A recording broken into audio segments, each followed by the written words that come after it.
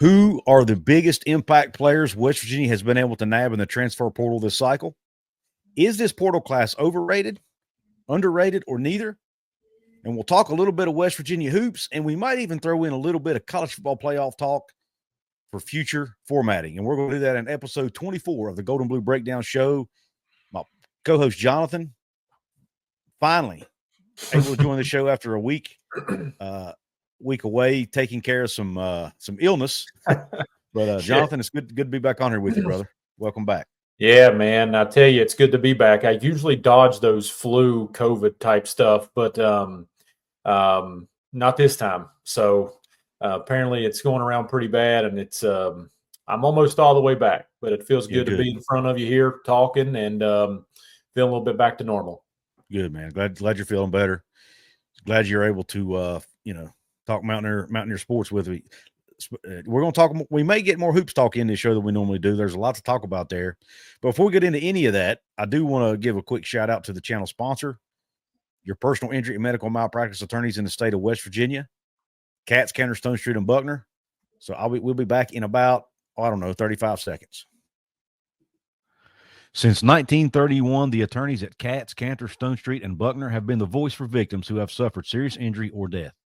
They have a fierce passion for truth and justice and a sincere compassion for those who have been wronged by others. Whether you have been in a car accident or fighting with an insurance company, or you or a loved one has suffered serious injury or death due to medical negligence, we will ensure your voice is heard loud and clear. Katz, Cantor, Stone Street, and Buckner will ensure there is justice for all West Virginians because we are your lawyer, your voice. Visit us at yourlawyeryourvoice.com. All right, thank you for letting us get through the housekeeping, and thank you to Katz, Cantor, Stone Street, and Buckner for sponsoring the show. And don't forget, they are also licensed in the state of Virginia. So if you live in Virginia, you can still give them a call. All right, Jonathan, let's go ahead and dive in, man, and talk a little bit about this West Virginia Mountaineer recruiting or transfer portal class. I keep saying recruiting. Yeah. I say it every show I do that. I don't know. It kind of is, though. It kind of is, yeah. Let's go ahead and talk about this portal class. First of all, is this class, in your mind, is it overrated, underrated, or neither? Because depending on what site you go to, the ranking is completely different. So I just want to get your thoughts. Yeah, so real quick before I get started on that, I will say I take a week off and I come back and you're wearing a Bills hat. So right, I was confused if we were still doing a West Virginia themed show. But from one Bengals fan, go Bills this weekend. There you go. I tell you, I have to be honest here, Couz. This is something that I've kind of thought a little bit about. And if I had to choose, and this has not been not wanting to speak too highly or too negatively of this class, for right now, I would probably put it under neither for me. Okay. And I'll tell you the reason why I do it. First off, the easiest answer for me would be I feel like not that he's getting a pass, but Rich Rod kind of came on a little bit late. The staff was certainly announced late, and a lot of things were delayed with this class. And so I think it's a little bit of a combination of they were able to address needs, but at some point you also had to just address bodies, right? And so I think it's to be determined if a couple players were reaches, and I don't want to mention names specifically there, but if they just try to get fillers for positions, and that's not just saying they were taking anybody and everybody, but maybe a couple reaches here. But I do believe, and we'll talk about that a little bit later, that West Virginia grabbed some players that were highly sought after, that they were able to get from what maybe some other schools, some players that actually committed to other schools in the portal, and West Virginia was able to pull them back. And then I would just finally say, Couz, I tell you, I've always thought, and I've covered recruiting for years. If I told you how long, I'd really feel old. But it's such a non-exact science, right? I mean, it's really tough to gauge. And I think the guys that do that work every single day for these places do a great job. They do as good a job as they can. But I think it's really tough. And I think it's even tougher now because you're looking for players who fit certain schemes. like a Rich Rodriguez might be looking for a certain lineman, a certain skill set, certain size, trying to fit his scheme. Might be looking for a running back that can do this or do that, but maybe isn't necessarily fit. Like some people believe that C.J. Donaldson wasn't maybe the perfect fit in a Rich Rodriguez offense, but we're not debating his talent level. So I think portals are really hard to gauge just because schools are they're trying to be a little bit more scheme targeted, if you will. So for this year, I think there's some players that they did really well on. I think there's some that you're just trying to accumulate. I mean, what's the last total we saw? 30 players. Yeah. So for this year, given the late start, I would probably say as of right now, the class is neither for me. Yep. I agree. I mean, I did a show on earlier today. We're recording this on Wednesday, January 22nd. I actually uploaded a show earlier on YouTube. For those of you listening, it's on my YouTube channel, Couz's Corner. But I uploaded a show kind of talking about that and how, rivals 24/7 on 3, they all have different ways that they rate these guys. And they're all over the map when you look at where they have West Virginia. So that right there goes, and these are guys who do this for a living, and they do it every single day. Yeah. So like you said, it's not exact science, man. I compared it to putting on a blindfold and throwing darts at a dartboard almost, because you don't know. Some of these guys, especially the Power 4 guys that West Virginia brought in, are super talented. Yeah. But they don't have, some of them don't have a ton of experience because of injuries. They've dealt with injuries throughout their career. Some of them have kind of, a couple of them have gotten buried on depth charts. But, you don't know how good a guy's going to be. They could come back from injury and be an absolute superstar, or they might come back from injury and never be able to fully get back to where they used to be, or up to their potential. I mean, you just never know. Here's my take on it. You bring in that many guys, there are going to be some misses. Sure, right? Always are. Absolutely. But there's also probably going to be some absolute studs too. And the studs may not even be the guys we think it's going to be. Yeah.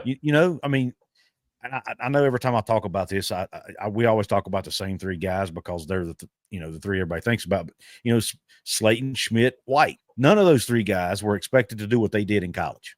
Yeah. And there were a lot of other guys who played for Rich Rodriguez who you could say the same thing about, right? I really, really trust his ability to evaluate talent, and I trust his ability to coach up that talent.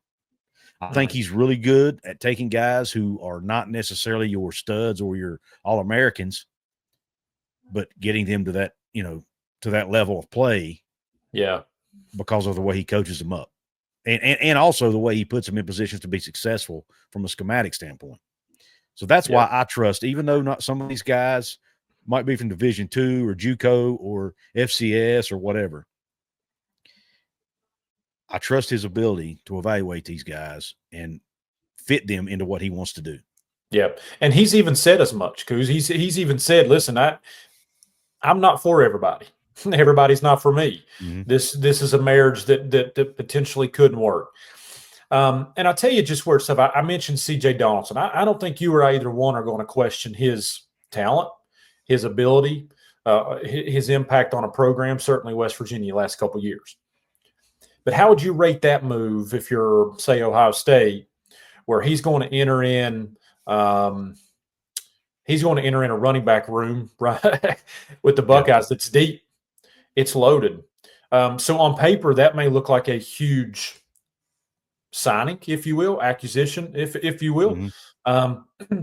But does his level of impact, is it the exact same as, West Virginia grabbing somebody? So I think you just have to be really careful on just the name, right, and where they come. It is to be determined. West Virginia last year had success with Reed Carrico. He was a guy that was highly rated, went to Ohio State, battled some injuries, never was able to really translate that on the field at Ohio State, but he finally got healthy.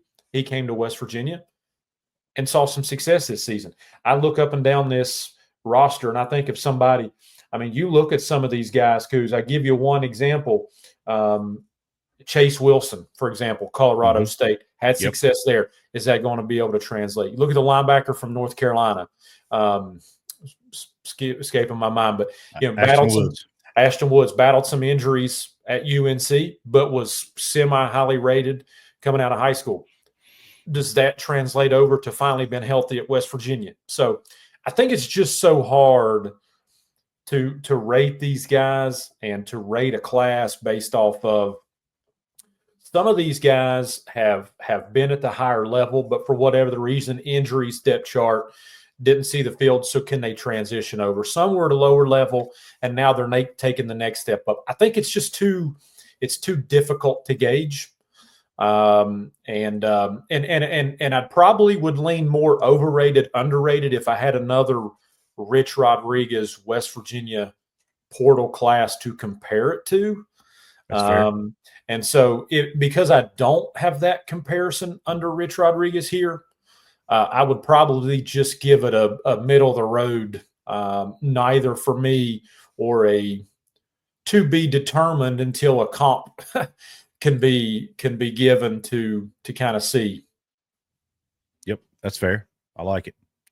All right, let's go ahead and switch gears. We want to stick with the portal talk, but we're going to switch a little bit to talking about maybe some individual players. Since we last recorded, West Virginia's added a few more guys. They've added 3 O linemen in Robbie Martin, Tykees Crawford, and William Reed, and 4 if you want to count Wyatt Minor in that mix. They've also added, obviously Jimmori Robinson, the word stud I think comes to mind with him. The edge rusher from UTSA. They've added Jason Chambers, the DB from Appalachian State, who followed his coach over, and they've added Max Brown, the quarterback. But if you take those guys, and then also look at the other guys that were added that you and I, who mostly you and I have discussed, who are the top in your mind? Who are the top 3 players, just on paper at least, that you think have a chance to have the biggest impact of all the players Rich Rod's brought in? Yeah, so for me, I think I would go with Michael Coach Jr. as one. Mm-hmm. The main reason there is obviously we know that's a position of need. West Virginia had to get better in the secondary on defense, especially secondary.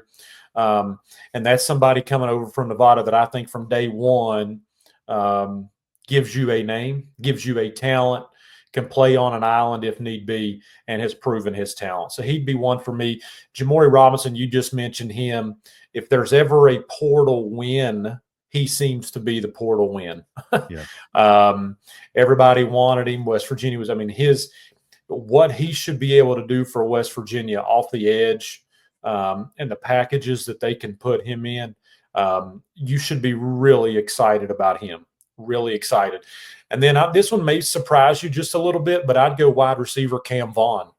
I think West Virginia needed somebody at the position, especially with the loss of Hudson Clement. Cam Vaughn is somebody that is going to be able to go out and potentially solidify himself as a number 1 receiver. West Virginia's had some pretty good ones recently, but they've not had that guy. Mm-hmm.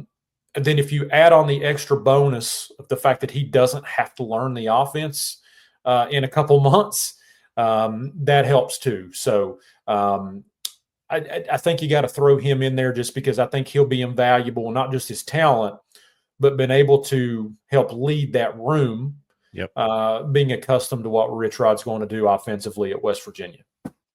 Yep, I like it. And my list is probably similar to yours, to be honest with you. I definitely think Jimmori Robinson has to be at the top of the list, or if he's not at the top, he's near it.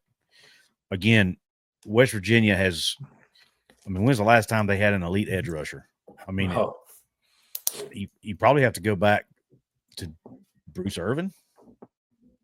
Maybe. Yeah. They've had good ones since, Shaq Riddick had some success under Dana Holgorsen for that 1 year. He was at West Virginia. Dante Steele. Dante Steele, which I don't really consider him an edge rusher. Yeah. But he did, he did do a lot to disrupt the quarterback and get in into the backfield and whatnot. But as far as, just actual edge, stand up, bandit type guys, I think you got to go with Bruce Irvin to me. as the last elite one. I don't think.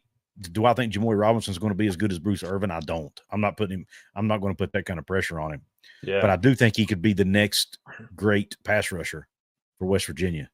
And when you compare him, and this guy's not he's not on my top 3 list. But when you pair him with the Siders kid, or man, I should say, from Wyoming, I think you got a good opportunity to have 2 really, really good edge rushers in Morgantown next year. Yeah. And then, but number 2 on my list after Robinson, I'm also going to go with Coach Jr. You and we're stating Captain Obvious here, I guess. the Captain Obvious answers, at least the first 2. But I'm going with Coach 2 again, position of need, has a lot of experience, was very highly coveted by a lot of big schools. Word is that they had to basically pay him quite a bit of money just to prevent him from leaving campus and going on any more visits. So they were able to nail that down, keep him there, and talking NIL money, obviously. And then and West Virginia needs it, you talk about getting to the quarterback, right? Hard to sack the quarterback when the quarterback can get rid of the ball in 2 seconds because you got a receiver open down the field, right? Yeah. Yep. It's ultimate team sport, man. You got 11 guys that all have to work together. So if you get that edge rusher, that elite edge rusher that can get to the quarterback, and then you've got that elite cover corner who can lock guys down, perfect combination to me, working together. And then 3rd on my list, I guess I'm going to have to go.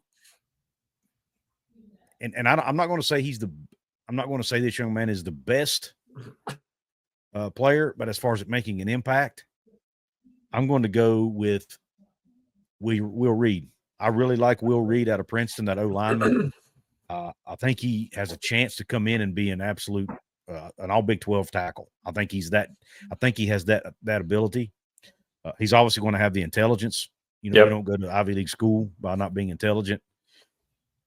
The only thing that does concern me is he won't be coming until summer. He won't be able to participate in spring ball. But again, as smart as he is, it's probably not going to take him long to pick up things, learn the schemes, learn how Coach Rod and Coach McNeil like to do things. But I just, as many offensive linemen as West Virginia lost, I think having someone like him to come in and be ready to start day one with the experience he has is extremely important. And again, I just encourage people to go watch his highlights. He's an absolute mauler on the offensive line, and watch it with knowing he's playing against FCS competition. I get that, but he was dominant. He was dominant at that level. And I think, if you want to look at guys who can translate, I think when you look at somebody that was dominant at their previous stop at a lower level, I think they have a much better chance to translate than somebody who may not have been dominant and who might have just been, an above average player. Right. Yeah. And, the funny part about the class is, it wasn't too awful long ago we were hearing, why isn't West Virginia addressing the offensive line? Right. And then now Will Reed's in, Robbie Martin's in, Tyke Crawford's in. And so all of a sudden you look up and you see Walter Youngbear's already there. And so it looks to be a really good offensive line class. Mm-hmm. Yeah. I know we said 3 impact players. I had Ty Edwards there, right? Kind of on the outside looking in. I am curious to see how he looks in this offense. 6'2", 230, 240, runs strong, but actually has that quick burst and some speed about him too. So I had him listed there. So just kind of curious to see, but I think both of us been in agreement on Michael Coach Jr. Look, it was certainly a position of need. And when you feel like you got a dude right there, mm-hmm. and somebody that has done it over and over and has proven that, a lot of snaps in his career, excited to get him in this scheme to see what West Virginia can do with him, but it been such a position of need. And I completely agree with you. Braden Siders and Jimmori Robinson on opposite ends of a defensive line screams athleticism, right? Quick, off the ball, There's a lot of strength, a lot of power there, but just real athletic. And so those two guys, slowly but surely, West Virginia seems is molding that defense from the front all the way to the back, and interested and can't wait, honestly, to see how it translates for them, because they do have some good players. Yep. I'd like to see him go out and get, and this isn't part of the conversation, but it is, I guess, still. I'd like to see him go out and get another linebacker or two. I feel like they didn't get enough of those guys, maybe. I mean, you lose, both Trotter and Lathan to the portal. They did go out, you mentioned Woods and you mentioned Chase Wilson they did get two guys. I guess maybe that was the replacements for those other two, but it's a room you need some depth. So hopefully, but they still have the spring portal too, so maybe they can add some more. But I do want to admit, Jonathan, before we get off the impact player topic, I actually probably would have said Cam Vaughn had you not said it first. Yeah, we can't be too alike. I actually love the addition of Cam Vaughn. I'm a little biased because I played wide receiver in high school, so I love the wide receiver position, but it's probably my favorite position on a football team. But I just didn't want to be like you, so I didn't want to be, I couldn't have all three guys the same, right? Yeah. Well, and if you go back and if you look, I think West Virginia's done a really nice job in this class with wide receivers. Some slot guys, some possession guys, but with respect to those guys, they needed that guy who's just a name. That when you're planning, if you're a defense and you're planning against West Virginia, and preparing for that offense, you need to be able to say, "Hey, we have to stop this player." And then just that added bonus again of somebody that's going to be able to step in literally from day one. Mm-hmm. And when Rodriguez calls a play, he knows it. And he's going to be able to be a coach on the field. He's going to be able to coach inside the wide receiver room. And so that's certainly an added bonus.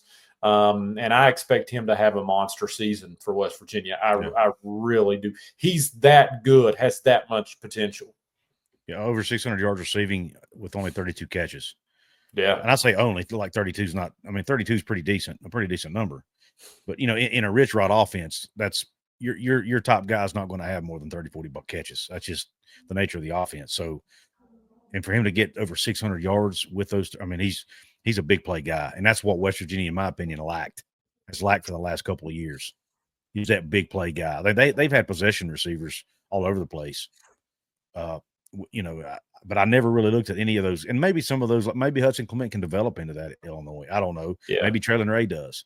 But as of today, this moment, they have not really had that guy to take the top off of defense. And I think he's the guy who can do that. Yeah, I agree. All right, let's go ahead and switch gears real quick. This won't be we won't spend a ton of time on this, but I did want to get your opinion on something. There's been an article was written by Ross Dellinger, and this has kind of been a topic of discussion for, I don't know, a year or so now when it comes to college football playoff. We all know the model now is 12 teams. The top 5 conference champions or the top 4 conference champions all get buys in the first round. The top 5 conference champions get in. But from 20, and that's probably going to stay the same for next year, but 2026 and beyond, they have the option of changing the format. And it looks like the SEC and Big Ten are going to take the lead on that because they have the power, the money. Shocker. Yeah. Not great for us Big 12 fans, but it is what it is. But one of the things that's being talked about is they believe that, and this is something that was brought up last, off season when they were having these discussions, and I think Brett Yormark kind of shot it down, but it's going to come back up again, is they could go to a 14-team model, at least as kind of a stopgap. They might eventually go to 16, but they'll probably go to a 14-team model and it'd be a 4-4-2-2-1-1 model. And what that means is you get 4 automatic qualifiers from the SEC, 4 automatic qualifiers from the Big 10, 2 from the Big 12, 2 from the ACC, 1 from the G5, and then 1 at large. But like you and I were talking off air, I got a feeling that spot will go to Notre Dame as long as they're ranked high enough. What are your thoughts on that model going forward as far as the Big 12 goes? As a Big 12 fan or fan of a Big 12 team, do you think that the Big 12 should agree to that, or do you think that Brett Yormark should continue to push back on that model and try to keep it more like it is now? So I will say this: after watching this year's playoffs, I do believe that it definitely needs tweaked a little bit. But you know what? You were going to run into some of that, right? It was going to be a little trial by ear, if you will. Having said that, yeah, if I was the Big 12, I would fight against this so much it wouldn't even be funny. Because again, I feel like we're handing power, if you will. Why should those conferences automatically get the majority of the schools? You know, I just think it's a turnoff for the rest of the leagues, personally. And then it to me almost kind of semi waters down the regular season a little bit, especially in these SEC Big Ten conferences, because you know they're going to get X amount of teams in, you know, automatically. I'm not a huge fan of it. You and I have not discussed this, so I can honestly say that I'm saying it. I have no idea your thoughts on it.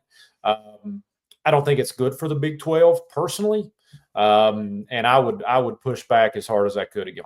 Yeah, and I think your train of thinking is kind of where Brett Yormark's head was at that time. But I was in agreement with it at that time. But I have since changed my opinion, and here's why. Okay. I think the Big 12 needs to take what they can get. And I hate to be that way, but the Big 10 and SEC are going to continue to pull their weight or push their weight around, rather. And I just don't know that there's anything anybody can do about it. But, you know, the SEC has already threatened to take their ball and go home. Yep. I mean, you could always call their bluff and say, hey, okay, you go do that. But if they do that, they're probably going to take the Big 10 with them at this point. And they could do their own playoff. Now, I'm one of the people who said, you know what, maybe that'd be best for everybody. But at the end of the day, I'm not sure it would. So I don't know. I kind of waffle back and forth on that specific topic. But when it comes to the playoff, I think I think it got proven this year. The Big 12 is going to struggle to ever get more than one team in the playoff. I just do. They're not looked at. I mean, I could make a strong argument that BYU deserved that spot more than SMU did. But so can South Carolina, and so can Alabama, and so can about 2 or 3 other teams. See what I mean? So I just don't think the Big 12 is ever going to have enough respect from a nationals perspective to get more than one team in most years. Now, there'll be years they do, but I think most years they're going to get their champion in, and that'll be it. In this model, you at least are guaranteed 2 teams in every year. And so that's my way of thinking. Yeah, and that's a maybe I think you're looking at it as a glass half full, and I'm looking at it as glass half empty. Even though we both agree on, you know, that you believe that you should go ahead and get what you can, and I do agree with that. I think the problem I'm going to run into is by setting it up this way, you're almost solidifying that the Big 12 is never going to have teams that can separate themselves from others from outside of conferences.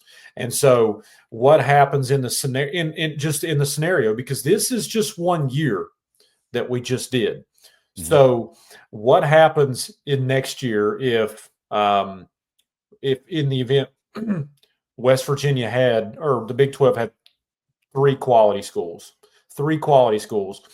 and let's just say by comparison, BYU's season this year, but they're the 3rd team, so they potentially get left out, but an Ole Miss gets in just because of the guaranteed spot. Mm-hmm.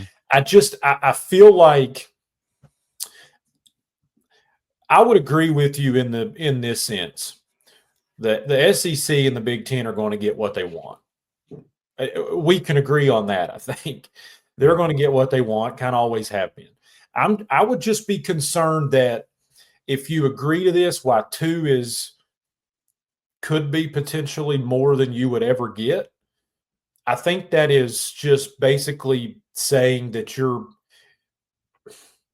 kind of under the assumption that you're never going to have more than 2 teams that can dominate the landscape of college football. And if you believe that, and I say you as in Brett Yormark, mm-hmm. if he can look at this conference and say, I'm never going to have more than 2 schools that I believe are national championship worthy, those 10, 11 wins teams, if I can have more than 2 of them, then you agree to it. But if you think the future of your conference is bright enough to where you can have more than 2 schools, I feel like you're almost kind of settling for your future. Yeah. By agreeing to it. But at the end of the day, he may not have much of a choice. Yeah. And his voice is only going to carry so much weight. And I don't know when you're going up against those 2 conferences linked to get together. I don't know that it quite matters anyway. Yeah. Yeah. Fair point. As far as let's just say theoretically, the Big 12 or the Big 10 and SEC did decide, okay, we're just going to go do our own thing.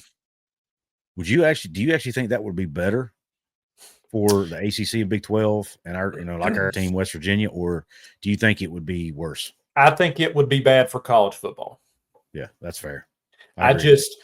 Because I can see it now, Couz. What's going to happen if Ohio State plays Alabama for their title, and let's just say, heck, I don't know, name 2 other teams. Let's say Clemson plays West Virginia. Yeah. And I'm just using those teams. Right. But from those schools, then you're going to get which is I don't like it. I tell you, here's a crazy comparison for you, and I'm a golfer. I kind of would compare it to the Live Tour and the PGA Tour. It's like you've got quality schools, quality players, quality programs, but then this side's going to do their thing, and this side's going to do their thing, and then the fans going to be kind of caught in the middle about which is more valid. I think it would just be bad for football. I really do. That's fair, and I actually think that if the SEC and Big 10 did that, they might actually lose fans by doing that. Now, maybe I'm wrong. I think right now, like, you and I, neither one are Ohio State or Notre Dame fans, but we both watched at least a little bit of the national title game, right? Yep. Just as 22 million other fans did across the country. I saw the numbers today. I think he did like 22 million, 22.1 million, something like that.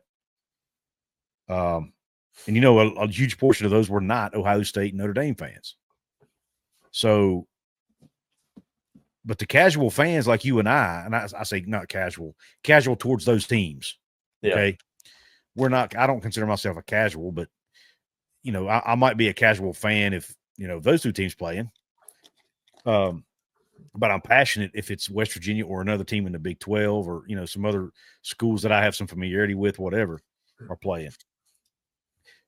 I think I think they are running the risk of having less fans of other teams watch their games. Like fans of the Big 12 and ACC likely are not going to tune in and watch Big 10 and SEC games if they do that. Right. Some of them are already not doing. Some of them are. I don't watch. Typically, if I'm home on a Saturday, I try my best to watch Big 12 games. Sure. Because I want to support the Big 12. That's what I do watch other games. But if it's between a Big 12 game and another game, I typically watch the Big 12 game. 100%. And it'll get worse. I think that'll happen even more if that separation does indeed happen. Yeah, I agree. I just don't think it's a good idea. And I probably would just say I'd be really careful how many times I flex that muscle if I'm the SEC and the Big 10. Yeah. Because what could eventually happen is they could say, you know what? Quit talking about it. Just go do it. Yeah. And I don't think I think you kind of get caught where maybe they're using it as a little bit of a threatening tool. And then when they get kind of called out on it, it's not quite meeting the standard of what they had hoped. Right. I don't think it's good for sports. I don't think it's good for college football.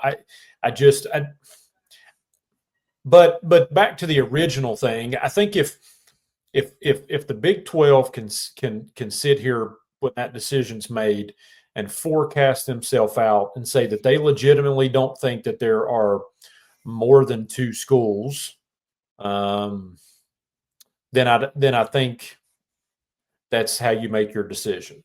Yeah, that's fair. It's tough to forecast, right? But I personally don't love it. Yeah, Fair enough. I don't love it, but I'm almost at the point where, like I said, I almost feel like they're desperate. And as far as SEC goes, and I might get bashed for this, how did they perform in the playoffs this year? Not so good. Outside of Texas, not too good. So, Very fair. All right, we're going to switch gears now, and we're going to talk some West Virginia hoops, the inconsistencies of West Virginia men's hoops specifically. Jonathan, since you and I talked last, they have beaten the number 2 team in the country at home in Iowa State, and they've lost to an unranked team who was 1-5 in the conference at home in Arizona State. Look like 2 totally different basketball teams. So let's specifically talk about the Arizona State game. Okay, I want to get your thoughts on it because you and I have not had a chance to discuss this. What are your thoughts about that game and what you saw out of that Mountaineer team? As we record this, it had been last night. Couz, I felt like, and you and I did not discuss it. And I'm not just saying this because it's happened and it's over, but I felt like it was the ultimate trap game. And West Virginia hasn't had that massive letdown this entire season. And I'm not going to count the Arizona game. And I don't even know that I would count the Pitt game because I think it was a little too early to quite know what you had. Right. So that's one reason why I just to clear that up why I'm not mentioning those 2. But I'll get back to the because I was going to ask if you didn't. Yeah, so. I think Pitt was too early to know what you were dealing with. That was before a lot of these wins. And I think Arizona has proven that they're not just what their record said they were. They've started to prove that more what we thought preseason. And so it felt like a huge game against Iowa State. You were able to get the win. It felt like it was a quick turnaround. It felt like it was a 9:00 tip. It felt like an Arizona team that was just kind of out here on the East Coast. They've spent almost a week and they had nothing to lose. And quite frankly, West Virginia did meet the moment. So I wasn't surprised in the sense of I personally felt like you could see this coming. I was surprised in the sense of nothing went right. Like I felt like even if it was just a bad shooting night, the defensive effort would have been a little bit better, but it wasn't there. I felt like you could have at least battled on the boards if shots weren't falling. You got demolished in the rebound, though. Yeah, and it's not like Arizona State's an elite rebounding team either. Right. It was a culmination of bad, going bad, going bad, going bad, and then it just finally ended. Yeah. And honestly, Couz, it was clear from the very beginning of the game, even when you were 4 minutes into the game in the first half. I don't think either one of us can agree. It just had a bad feeling about it. It seemed like from the first 3 or 4 minutes, it just wasn't going to be West Virginia's night. And when you shoot 4 of 29 from 3-point, I mean, is 13% a record? I mean, that was awful. If anything, I can't believe they only lost by 8. Yeah. And they actually had a chance, Jonathan. Yeah. I mean, it was a 3-point game or 3 or 4 point game at one point, right down the stretch. Yeah. When West Virginia started doing some, trying the full court press to try to get some extra possessions and some steals, it was at least a 2 possession game. I can't remember the exact score, but I mean, they had a shot, and I actually got some criticism. I started my live stream a little early last night, and I had my thumbnail. I had made my thumbnail like during the second half of the game, and it said, hangover game or whatever it was it said. And some of the people were like, you already saying they're going to lose and it ain't over yet. I'm like, but Couz, that goes to my point. I almost ate my words. Yeah. That's how bad they looked though. I could just tell when they come out the second half that flat. I was like, this is just one of those nights. I kind of saw that. And they still almost pulled it out. which is baffling to me. And you got to give them credit though, because they didn't quit.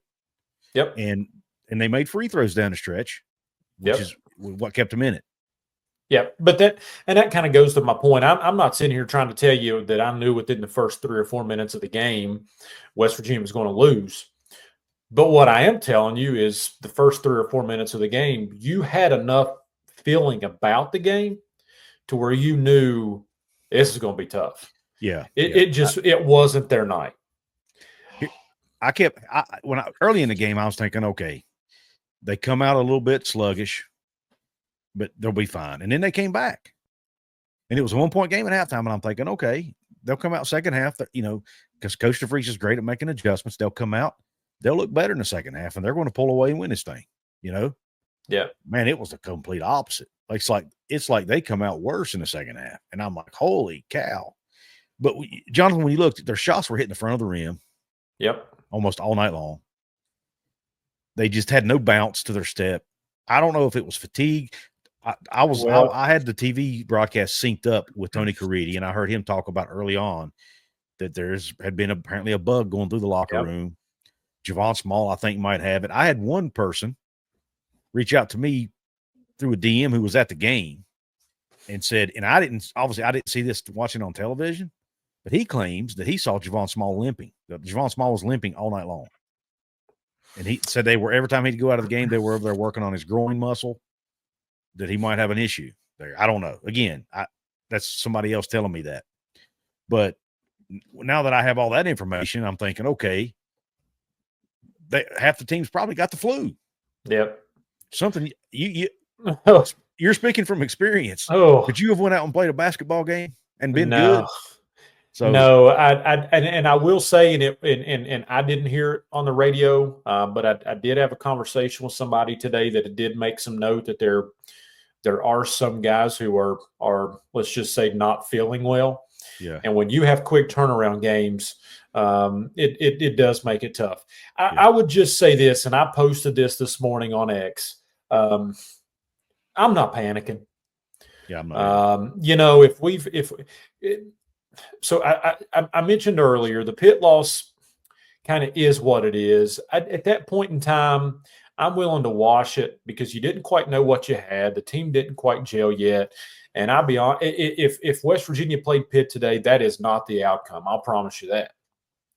I don't know what the final score will be, but I know what it's not going to be. So I'm not that Pitt game. So then I felt like last night kind of looked like the Arizona game against just a better team. But then what happened after Arizona? They went on the road. Yeah. Everybody was kind of down. Man, they just didn't play good. It looked like they quit. Not where the shots weren't falling, but they didn't even play defense. What happened? They went on the road and they beat a Colorado team. Not a good Colorado team, but a team where you had to travel. Mm-hmm. And it was the ultimate bounce back game. Well, if you lose this one, then we've got a problem. They didn't lose it. So I'm really curious to see what happens next. Yeah. Because if they go to what is a 7-10 at this time, Kansas State team, and lose after the Arizona State, those are two. You can split those games, but you can't go 0-2 against Arizona State and Kansas State. I agree with you 100%. And so I guess my question to you is, let me preface it by saying one good thing about this league is you're going to have plenty of opportunities to get statement wins. Oh, next Wednesday when you got number 7 Houston. But if you go to my question to you is if you lose ugly to Arizona State at home, and then you go on the road and and lose to a bad Kansas State team, is that the point where you start to see your panic meter go up just a bit and say, is this a bumpy stretch? We'll be fine still? Or is this the point where you would say it was fun while it lasted? I think for me, being a fan, I'm going to be in panic mode at that point, because I think so far, every time the team's faced adversity, they've come back and like you mentioned, and they've played well the next game. If that doesn't happen this time, then it makes me think that maybe it's just the fatigue is catching up to them, the short bench is catching up to them, the adversity that they've been dealing with is catching up to them, and if that's the case, the rest of the year could be rough, and that's probably where my mind is going to be.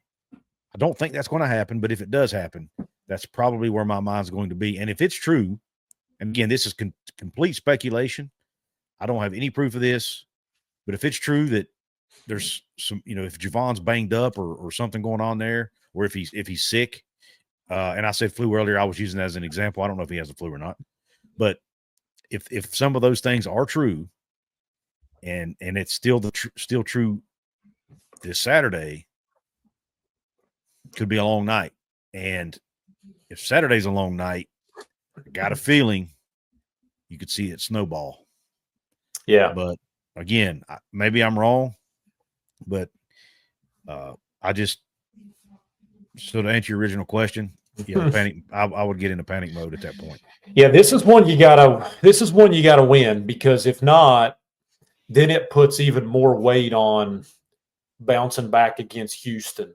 You still have Baylor on the schedule, and when I look at the schedule, Couz, and now I want to get ahead of myself here because I would have thought Arizona State would be a game you should have won, but there are some winnable games at home. You've got Utah at home, BYU at home, Cincinnati at home, TCU at home. There are some games coming up, and if we've learned anything about this league, there's nothing you can take for. It's every night, but there are some winnable games. I'm not overly concerned after last night. But if they go to Kansas State and lose that game, my panic meter starts to increase rather significantly. Yeah, I won't be at a 10 out of 10, but I'd probably be right now I'm probably at a 3. It would probably bump up to about a 6. Yeah. Maybe even a 7. And that's a pretty good size jump. Yeah. But that's a game you have to win. I mean, in this conference, you're going to have opportunities to pile as many games. And, if you look at West Virginia's schedule, they've played a lot of the tougher, if you will, opponents early. They'll have gotten Houston out of the way twice, Iowa State, Kansas. So you're going to start getting filled with the Cincinnatis, the Texas Techs, the TCUs, Utah, BYU. Those are winnable games. So if there's any good news here, it's the schedule's getting a little easier, if that makes sense. But yeah, you certainly don't want to go to Manhattan and lose. Yeah, and there is, not only is Kansas State not playing well right now, they're dealing with a lot of turmoil. I mean, the fan base is unhappy. They spent a ton of NIL money on this roster, and they're not getting it done. I think there are fans calling for Jerome Tang's job. At the end of the season, if things don't turn. So it's not good right now in Manhattan. But, you don't want West Virginia, but West Virginia's also struggled in Manhattan. I think they're 4-8, maybe. I think I saw the other day, something like that in Manhattan. It's not historically been a place where they go. And honestly, it's not a place where they historically go and play well. Right. But in all fairness, that was a whole different staff, whole different coaching, and whole different rosters. But so I don't want to lay that on the feet of this team. Yeah, because we've seen DeVries. Normally, he has his teams ready to go. But and with Arizona, by losing the Arizona State game to me at home, now you have to make that up by going and winning road games, or a road. Maybe that was an offset to the Kansas win right now. So you're back to even. I don't know. I'm just trying to make. Yeah, it's a good point. Look at the silver lining here. But again, a lot more chances to go. I'm not panicking yet. It could have just been a one-night anomaly. I knew at some point they were going to slip up and lose a game they weren't supposed to lose. Yeah. I mean, it happens in this league every year to every team. Maybe that was the night it happened. But I would have taken this record right now at this point in the season, before the season started. If you would have told me on January 22nd, West Virginia could be sitting where they are still ranked. Now, they won't be next time it comes out. But at this point, they're ranked. Winning record. I would have signed up for it. Yeah, me too. I mean, I predicted them to win 15 games, Jonathan, and they're already at 13. So, yeah. And I said 17, and I think it's still with this, with what they have coming up. I will say this though, Couz. I'm teetering on it's only a matter of time before fatigue really sets in here, especially with some of the injuries. Last time we talked, I told you that I'm just going to go until I see otherwise. I'm going to go out on a limb and say Jaden Stone's not playing, and neither is Tucker DeVries. They're not. You're not going to see him back. So it does make you wonder how many more minutes can Javon Small log and still be as successful as he has been. You know, whether it might have been an injury, might have been a sickness, because he looked worn out last night. Yeah. Body language is just different. I noticed it early in the game, Jonathan. And did you notice he was tugging his shorts? He was bent over more. He was passing up shots that he normally takes. That step back that he normally does. He had that open to him a couple different times, and he didn't pull the trigger. Yeah. And every shot was short. Yep. And I think he knew in his mind it wasn't a good night for him. I think he was just trying to get through it. Yeah. To be honest with you. And so while I will say that this team has been resilient and they have battled back every time that their name's been called, they've stepped up. It is a concern as you get further and further and further into the season, your risk for sickness. The margin of error is really thin right now. Correct. Whether it be an injury, whether it be a sickness, whether it be foul trouble, this team's margin of error is very slim because of injuries and who they do not have. I'm concerned a little bit there as the season continues and you get another 3, 4, 5 games in. But again, until this team shows us that they're not capable of bouncing back, we just have to believe that the West Virginia that we've seen all season will come back on Saturday. Agreed. And when you look at this team, again, Tucker probably not coming back. I just don't know where do you find the minutes? I mean, do you play Jake Auer more? I mean, he's obviously a great shooter, but apparently there's something there that Coach DeVries sees as a shortcoming of his that he doesn't put him out there more.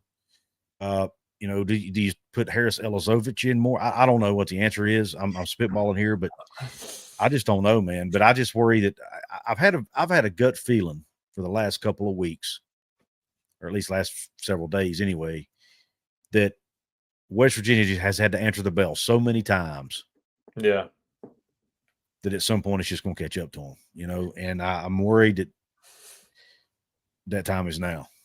Yeah, and here's the thing about this team, and I don't know if you would agree with me here, but I found myself last night watching West Virginia, and there was a couple times where I looked at the 5 players on the floor, and 2 of the 5 absolutely would not shoot the basketball. Sincere Harris, KJ Tanner. Yeah. So they were just passing up. I mean, they're not scorers of the basketball, or haven't shown KJ in high school, but not at this level. Mm-hmm. And so when you take a depleted roster and you've got 5 guys on the floor in the defense, I mean, if I'm seeing it, they're seeing it. And I think it just more goes to you just go as Javon Small goes. And so how long as this season goes, can you continue to ride the shoulders and the back of Javon Small? And if you do that, and that's okay, you're going to have your Iowa State moments. But if you do that, you are susceptible to having nights like you did last night. Yeah. And so I don't think the loss all of a sudden means West Virginia is going to go on a huge downhill slide and they've tricked us all and they're not what they looked like. I don't believe that. I don't believe that just as much as I don't believe when West Virginia beat Iowa State Saturday night, they were all of a sudden going to be in the Final Four. Right. I think it's somewhere in the middle. Yep. I think more often than not, you're going to get that hard edge, if we can use a football reference. You're going to get that in-your-face defense. You're going to get the passion. You're going to get the work ethic, the fight out of this team, and you're going to get a Javon Small that does bring it. It was an off night. Yeah. And what I find is, and I look at fans, and including myself in that, obviously. And I'm on social media last night, during and after the game, and even today, I see some of the comments talking about how this team looks terrible or looks terrible in a game, and I can't believe how bad they played. There was no effort. I see all these comments, and I'm thinking, yeah, isn't it funny how our expectations change? Yeah. Once the team, Yeah. It's like they start winning, and all of a sudden we get even more. We get madder at them. You get madder at a team because your expectation when they lose after they've won a few games, because your expectations change. It's just being a fan, man, is it's a very fickle thing, right? Yeah, up and down, and like I said, I just try to convince myself. And I'll tell you from a fan perspective, and that's what we are. I was disappointed, but crazy enough, Couz, I didn't find myself too upset about it. And I think it's because I had kind of told myself it was a trap game. I had kind of prepared myself for, again, my determining it as the first bad look, the first bad loss. And that I'd already kind of positioned my brain to say, hey, this team has shown the ability to bounce back. And again, I would just point to that Arizona loss. They looked sluggish. Arizona looked good. West Virginia didn't play very hard. It didn't appear. The defense was a little bit lackluster. And then they went on a road and not only got a decent-sized lead against Colorado, but was able to hold on in that game. And so I fully expect West Virginia to go to Manhattan on Saturday and look like the West Virginia we've seen. Agreed. I have the same expectation. And look, I've not lost faith. You've not lost faith. I don't think most of the fan base has. I think majority of the fan base still, thinks that last night was just an anomaly, and that they're going to bounce back. And I fully expect that's what we'll see on Saturday against the fighting Jerome Tangs there in Manhattan, Kansas. But Jonathan, before we get out of here, man, do you have anything else you want to say to these fine people? No, I don't think so. I will say that you did a really good job of continuing on bringing the content. So one good thing about running a high fever for a week straight is I was able to at least have some time to watch Couz's Corner and Hoops from the Hills. So I would recommend everybody go catch up on a lot of stuff, and you don't necessarily have to stare at me the whole time doing it. So, and I'm only gosh, last time I looked, I think I was less than 10 subs away from 2,000 on the Hoops from the Hills. So and I'm less than 100 away, or I'm less than 1,000 away from 10,000 on Couz's Corner. So if you haven't subscribed yet, please do so. And also, please be sure to check out Jonathan on X, on his X account. He does a lot of stuff over there at Jonathan K. Martin. I think it's scrolling along the bottom of the screen for those watching. For those listening on audio, it's at Jonathan, without an H, Jonathan K. Martin. You can find me at Couz206 on X. Find us at GB Breakdown _ as well. You can find me at Hoops _ Heels 304. We're everywhere, man. We're all over the place. You can find us, interact with us. We love interacting with you guys. And I will have a new website coming very soon, hopefully. In the process of getting that worked out as we speak. So hopefully within the next 30 to 60 days, there will be a new website you guys can go to. Not sure if it'll be called Couz's Corner. It may be something else, but we're working on that too. That's part of the process. But hopefully you'll start seeing some blog posts back up there, and it'll be a place you can access all of our content in one place. Jonathan, I appreciate you doing this with me again this week. Glad you're feeling better. Thank you. Fine folks got to look at your face and hear your voice this week. Didn't even wear my Bills hat. I don't have one. Yeah, I'm going to have to get you one. We're going to fix that. Go Bills. Hey, this week, everybody's a Bill. And you're either a Kansas City Chiefs fan or a Bill. Anybody that's not a Kansas City fan this week is a Bills fan. I can almost guarantee you that. I'm a Bengals fan. but I'm a Bills fan. Everybody's a Bills fan this week, right? Everybody in Yep. America outside of Kansas City. That's right. All right. All right. Thanks everybody for listening. If you're watching or if you're listening on podcast, please leave a 5-star rating. If you're watching on YouTube, please like, share, comment, subscribe. It all helps us. It all helps helps us grow on all these platforms. So thanks a bunch for tuning in. Q Country Roads and go Bills. Bills Mafia.